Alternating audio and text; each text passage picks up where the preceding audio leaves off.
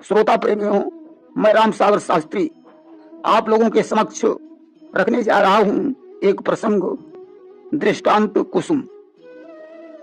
एक बार संस्कृत विद्यालय में अध्यापक ने एक श्लोक पढ़ाया कि मात्रवत परदारेषु परद्रवेषु लोष्टवत आत्मवत सर्वभूतेषु या पश्यति सह पंडितः।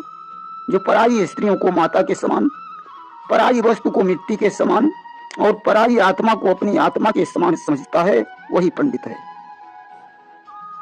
कक्षा में एक लड़का ऐसा था जो अपनी माँ के 2-4 डंडे रोज मारता था। इस श्लोक सुनकर उसने विचार किया कि पराई स्त्री भी माँ के समान होती है। आज तो जब वह विद्यालय जा रहा था, रास्ते में उसे एक स्त्री दिखाई पड़ी। उसने उसके 2-4 डंडे मारे और विद्यालय को चला गया। स्त्री बेचारी काफी बूढ़ी थी। वह शिकायत लेकर विद्यालय में पहुंची। गुरुजी ने चेले को बहुत डांटा। चेला बोला, गुरुजी आप ही ने तो पढ़ाया था कि मातृवत परदारेषु, पराई स्त्री माता के समान समझना चाहिए। गुरुजी ने विचार किया चेला मूर्ख है। दूसरे दिन उसे गुरुजी के का अगला शब्द याद आया कि परद्रवेषु लोष्टवत, पराई वस्तु को मिट्टी के समान समझना चाहिए। वह एक हलवाई की दुकान पर पहुंचा, आधा किलो रसगुल्ला खरीदे, कुछ खाए और कुछ बस्ते में रख लिए और पढ़ने चला गया। हलवाई पैसे मांगने विद्यालय में पहुंचा। गुरुजी ने शिष्य को बुलाया और पूछने लगे, तुमने कितने रसगुल्ले लिए? बोला, आधा किलो। गुरुजी ने कहा, इनके पैसे क्यों नहीं दिए? चेला बोला, गुरुजी आपने ही तो पढ़ाया था कि परद्रवेषु लोष्टवत, पराई वस्तु मिट्टी के समान होती है और मिट्टी की क्या कीमत है। गुरुजी ने विचार किया चेला महामूर्ख है। अपनी जेब से चुपचाप रुपए निकाले और हलवाई को दे दिए। तीसरे दिन इसे गुरुजी का अगला शब्द याद आया कि आत्मवत सर्वभूतेषु, सभी प्राणियों की आत्मा अपनी आत्मा के समान समझना चाहिए। अब तो उसने 3x रम की एक बोतल बस्ते में डाली और विद्यालय में पहुंचा। बोतल निकालकर गुरुजी की मेज पर रख दी। बोला, गुरुजी गिलास ले आए या आप वैसे ही पिएंगे? गुरुजी बोले, अरे मूर्ख, मैं शराब नहीं पीता हूं। चेला बोला, गुरुजी आपने ही पढ़ाया था कि आत्मवत सर्वभूतेषु, दूसरों की आत्मा अपनी आत्मा के समान होती है। मैं पीता हूं इसलिए आपको भी पीना पड़ेगा। और तो जबरदस्ती पकड़कर उसने गुरुजी को शराब पिलाई। तुलसीदास जी लिखते हैं कि मूर्ख हृदय चेत नहीं आना, सही गुरु मिले बिरंचित समाना। मूर्ख को भले ही ब्रह्मा जी के समान गुरु मिल जाए, परंतु फिर भी उसे चेत नहीं होता है, क्योंकि मूर्ख की खोपड़ी विद्वान की खोपड़ी की ठीक उल्टी होती है। एक किसान के पास एक ऊंट था। उसे चराने के लिए उसने एक महामूर्ख को नौकर बनाया। उसने 5 वर्ष नौकरी की, परंतु गांव का नाम, मालिक का नाम, मालिक की जाति नहीं जान पाई। यहां तक कि उसने ये भी नहीं जान पाया कि जिसे हम चराते हैं वह कौन सा जानवर है। एक दिन की बात है, ऊंट चरते चरते दूर निकल गया और वहां से कहीं भाग गया। अब बेचारा परेशान हो गया। शाम तक ढूंढता रहा, परंतु ऊंट नहीं मिला। अचानक रास्ते में उसे एक व्यक्ति मिल गया। उसने उसे रोक कर कहा, भैया गांव में जाकर हमारी एक खबर कर देना। कि बोला, उनसे तुम जाई कहो। व्यक्ति ने कहा, किनसे? मूर्ख बोला कि जिनके घर में हम रहते हैं। व्यक्ति बोला, क्या कहना है? मूर्ख बोला कि खो गया चराने वाला है। बोला, क्या खो गया? तो बोला, हम जिसे ढूंढते फिरते हैं। कि बोला, उनसे तुम जाई कहो, जिनके घर में हम रहते हैं। खो गया चराने वाला है, हम जिसे ढूंढते फिरते हैं। जिनके घर, उनके घर जाकर खबर कर देना। उसने कहा, किनके घर? बोला, जिनके घर में हम रहते हैं। कहा, किनके घर में रहते हो? बोला, जिनका हम जानवर चराते थे। बोला, कौन सा जानवर चराते थे? बोला, जो जानवर भाग गया है उसी को चरा रहे थे। आदमी ने विचार किया कि अजीब मूर्ख है। वो व्यक्ति वहां से चला गया। ऐसे लोगों को जड़ मूर्ख या महामूर्ख कहा जाता है। एक सेठ जी की लड़की बड़ी गुस्सेबाज थी। उसकी चर्चा काफी दूर तक फैल चुकी थी, इसलिए उसके साथ शादी करने को कोई तैयार ही नहीं होता था। सेठ जी एक फौजी के पास गए। शादी के नाम से वह फौजी भी घबराया। एक दिन फौजी भोजन बना रहा था तो उसने देखा कि भाप से बटलोही का ढक्कन हट जाता है, यानी भाप ढक्कन को फेंक देती है। अब उसने एक लोटा ठंडा पानी भरकर ढक्कन के ऊपर रख दिया। ढक्कन का खटकना बंद हो गया। फौजी ने विचार किया कि जब शेर को सवा शेर मिल जाता है तो तेजी मिट जाती है। उसने शादी के लिए हामी भर दी। शादी करने के बाद विदा करा के घर चला तो एक सूप गाड़ी में बना था, वह खटकने लगा। फौजी ने अपनी तलवार निकाली और सूप को काट पीट कर फेंक दिया। घर पहुंचा तो एक कुत्ता आया, उसने भौं भौं करना शुरू कर दिया। फौजी ने बंदूक उठाई और कुत्ते की गोली मार दी। तब तक एक बिल्ली आ गई, उसने म्याऊं म्याऊं किया। फौजी ने दूध की मलैया उठाई और बिल्ली के आगे रख दी। इस प्रकार फौजी रोज नाटक करता रहा, कहीं यह पटक कहीं वह पटक। एक दिन वह विवाहिता लड़की फौजी से बोली, क्या आप पागल हो गए हैं जो ये सब कर रहे हैं? बोला नहीं। लड़की बोली, तो ये सब आप क्यों कर रहे हैं? बोला, सिर्फ तुम्हारे लिए कर रहा हूं। मुझे खटपट पसंद नहीं इसलिए सूप को काट डाला। मुझे भौं भौं पसंद नहीं इसलिए कुत्ते को मार डाला। मुझे म्याऊं म्याऊं बहुत पसंद है इसलिए बिल्ली को दूध पिलाया। लड़की ने विचार किया, मैं अगर शेर हूं तो ये सवा शेर है। आज तो दोनों शांति के साथ मिलजुल कर घर में रहने लगे। एक बार एक राजा साहब के यहाँ एक सौदागर हाथी लेकर आया। राजा हाथी लेना चाहता था। लोगों ने हाथी की बड़ी तारीफ की, बहुत सुंदर हाथी है, परंतु राजा को संतोष नहीं हुआ। राजा के यहाँ भुवन नाम का एक नौकर रहता था जो बड़ा बूढ़ा था। उसे बुलाकर राजा ने पूछा, भुवन, इस हाथी को देखो, कैसा हाथी है? भुवन हाथी के चारों ओर गया और बोला, राजन, यह हाथी मत लेना। हाथी तो ठीक है परंतु इसमें बहुत बड़ा दोष है। राजा बोले, क्या दोष है? कि बोला, तब भुवन सुनो राजन, ये हाथी हमको जचा नहीं। आगे पीछे दो पूंछे हैं और मुंह का कोई पता नहीं। भुवन ने कहा, राजन, इसकी दो पूंछे, एक पूंछ आगे है और दूसरी पूंछ पीछे है, इससे बड़ा दोष और क्या हो सकता है? देखिए, भुवन स्वयं मूर्ख था। वह हाथी की सूंड को भी पूंछ बता रहा। हीरे का परीक्षण करने के लिए जौहरी की जरूरत होती है। अगर जौहरी नहीं है तो हीरे की पहचान कैसे हो सकती है? एक बार एक बुढ़िया बीमार पड़ी। उसके दोनों बेटों ने उसे बीमार देखकर सोचा कि माँ को दवाई पिलानी चाहिए। दोनों लड़के डॉक्टर के पास पहुंचे। डॉक्टर ने दवाई की एक शीशी दे दी और बोले, खूब अच्छी तरह हिलाकर दवाई पिलाना। लड़कों ने पूछा, डॉक्टर साहब, दवा कितनी बार पिलानी है? डॉक्टर साहब बोले, 4 खुराकें हैं। लड़कों ने कहा, डॉक्टर साहब, एक बात बताओ, क्या चारों खुराकें हिलाकर ही पिलानी है?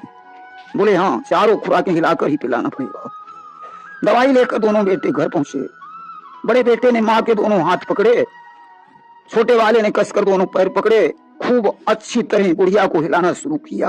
अब तो बुढ़िया चिल्लाने लगी, अरे बेटा, इतनी जोर से मत हिलाओ, मैं मर जाऊंगी। बेटों ने कहा, माँ, ठीक होना है तो हिलाना पड़ेगा, अन्यथा दवाई कोई फायदा नहीं करेगी। दोनों बेटे मूर्ख थे। डॉक्टर साहब ने तो दवाई की शीशी हिलाने को कहा था, परंतु वे दोनों मूर्ख माँ को हिला रहे हैं। दूसरी बार फिर दवाई पिलाने का नंबर आया। इस बार उन्होंने पूरी ताकत से बुढ़िया को हिलाया, यहां तक कि हिलाते हिलाते उसका प्राणांत हो गया। इसलिए बात को अच्छी तरह से समझ लेना चाहिए। एक बार फरुखाबाद में एक नाटक कंपनी आई। कंपनी में जो हनुमान बनता था उसकी तबीयत खराब हो गई। कंपनी के मालिक ने लोगों से कहा, कोई ऐसा व्यक्ति मिल जाए जो आज का रोल अदा कर दे। फरुखाबाद में एक छन्नू लाल हलवाई रहते थे जिनकी जलेबी की दुकान थी। उन्हें रोल अदा करने को दिया गया। अब भला जिसने कभी नाटक में काम नहीं किया है वह कैसे कर सकता है? छन्नू लाल का साज श्रृंगार बनाया गया।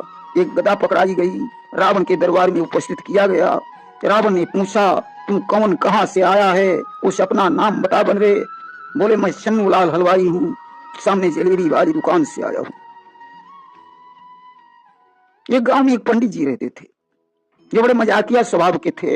एक बार उन्होंने थूका तो उनका थूक एक कौवा के पंख पर गिरा। पंडित जी ने पंडितानी को बुलाया और बोले, देखो आज मैंने थूका तो मेरे मुंह से एक कौवा का पंख निकला। अब इस बात को कहीं बताना नहीं, अन्यथा मेरी रोजी रोटी चली जाएगी। लोग सोचेंगे कि पंडित जी कौवा खाते होंगे, तभी तो पंख निकला।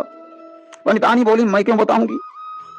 अब जैसे ही उन्हें मौका मिला पड़ोसन के पास पहुंची, बोली, दीदी दीदी। पड़ोसन बोली, क्या है। बोली, दीदी बड़े आश्चर्य की बात है, आज हमारे पंडित जी ने थूका तो उनके मुंह से एक कौवा का पंख निकला। लेकिन यह बात किसी को बताना मत, मैंने अपना समझकर तुम्हें बताया है। अब तो पड़ोसन को मौका मिला तो वे दूसरे के घर पहुंची। उन्होंने कहा कि फला नाम के पंडित जी के मुंह से आज एक कौवा निकला, मगर यह बात किसी को बताना नहीं। धीरे धीरे चर्चा इतनी फैल गई, पंडित जी के मुंह से 2 कौवा निकले, पंडित जी के मुंह से 5 कौवा निकले, यहाँ तक बात बढ़ गई कि आज पंडित जी के मुंह से 10 कौवा निकले। देखिए, स्त्रियों के पेट में बात नहीं रुकती है और छोटी सी बात को बहुत बड़ा बना देती है। एक पंडित जी एक गांव में रहते थे, बड़े मजाकिया टाइप के थे। एक दिन वे बाजार से एक तरबूज खरीद लाए। आधा तरबूज उन्होंने कपड़े में लपेट कर एक टोकरी से ढक दिया और पंडितानी से बोले, सुनो आज मैंने एक आदमी को मार डाला है, या उसका सिर काट लाया हूं, आओ तुम्हें दिखाएं। उन्होंने टोकरी हटाकर वह तरबूज पंडितानी को दिखाया और बोले, यह बात किसी को बताना नहीं, नहीं तो मुझे जेल जाना पड़ सकता है। बोले, क्या मैं पागल हूं जो अपने पति को जेल भेजूंगी। पति जब सो गया, पंडितानी धीरे से उठी और पड़ोसन के पास पहुंची।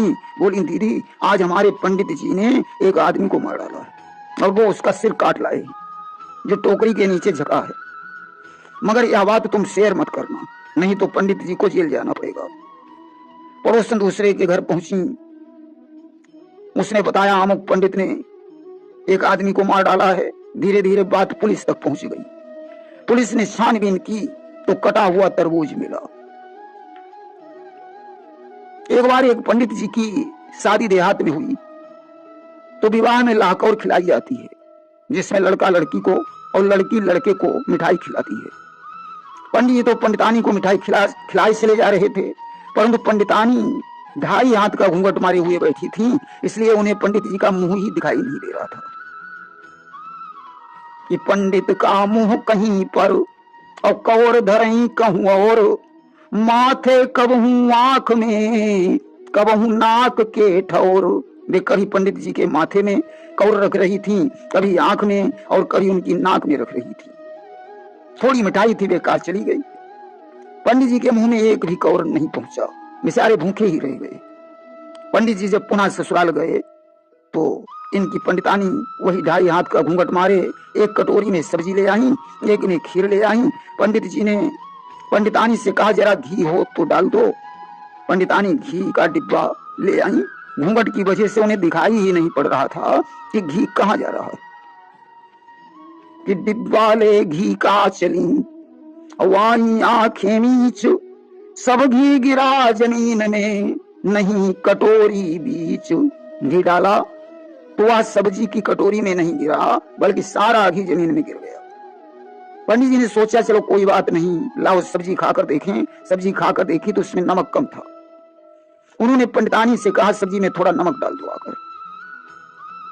लेकर आई वो पिसा नमक, फिर भी कुछ नहीं विचार किया। रखी थी खीर कटोरी में, सब नमक उसी में डाल दिया। पंडितानी नमक लेकर आई, घूंघट की वजह से कुछ दिख नहीं रहा था। उन्होंने खीर वाली कटोरी में सारा नमक डाल दिया। पंडित जी बेचारे भूखे ही उठ गए।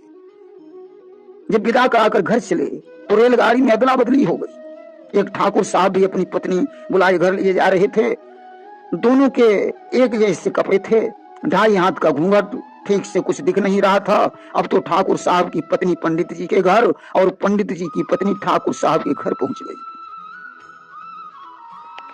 पंडित जी जब ही घर पहुंचे, ठाकुर साहब की पत्नी ने विचार किया कि जब देखा उसने आंगन को, सोचा यह ब्राह्मण का घर है, लेकिन मैं तो ठकुरानी हूँ, इस घर में रहना दूभर है। अरे यह तो किसी ब्राह्मण का घर है, मैं ठकुरानी हूँ, इस घर में कैसे रह पाऊंगी। उसने यह बात पंडित जी की माता को बताई। अब तो घर में तड़बड़ मच गया। अरे देखो ठकुराइन को ले आया है, और उधर पंडितानी ठाकुर साहब के घर पहुंची, वहां भी तड़बड़ मच गया। देखो ब्राह्मणी को घर ले आया, दोनों के घर में तड़बड़ मचा है।